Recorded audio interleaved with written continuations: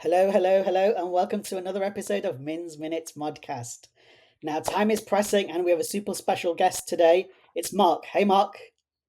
Hey man, how you doing? Doing well. Nobody Studios is a venture studio, and hand on heart, I didn't really know what a venture studio was until I joined one and joined the journey with you. I'd heard of Universal Studios and found out, yeah, it's not that. It's a bit different. So, can you tell us a little bit about what a venture studio is and why you decided that was the best vehicle for growing the company?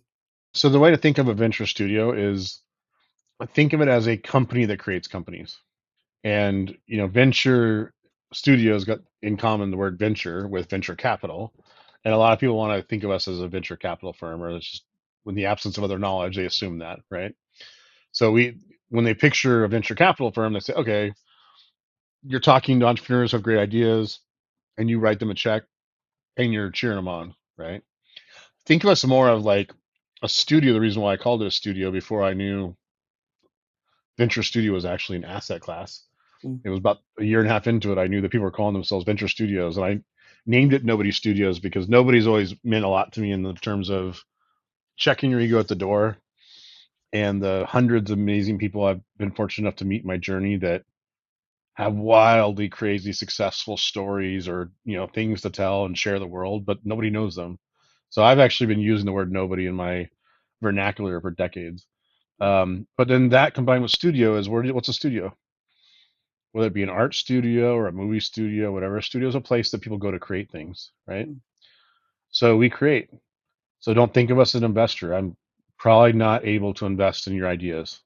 Not going to say never, but what we are made to do is build companies, right? So that just means that capital to us is actually the least unique thing about what we do.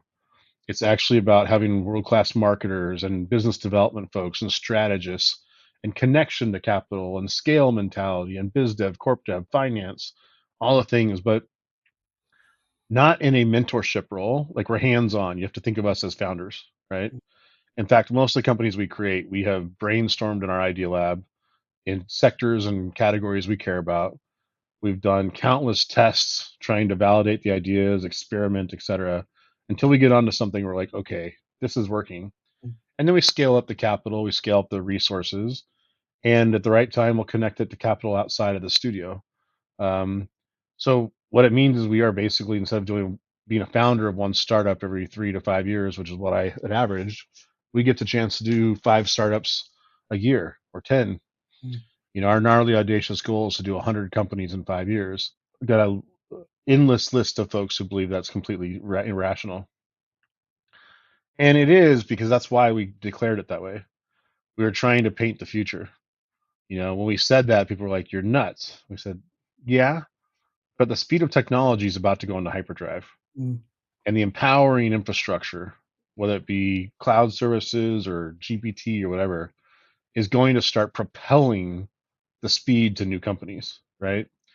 And so the goal, when you think of it in terms of where you think the market's going to go, is not that crazy. I actually think we'll be doing at some point 50 companies a year, let alone 105. mm, So, but when you set out to do something like this, and we knew it was not rational, I actually wanted to scare off the wrong people really quick, and I wanted the people who walk in the door with their eyes wide open, going, "This is just about right amount of crazy."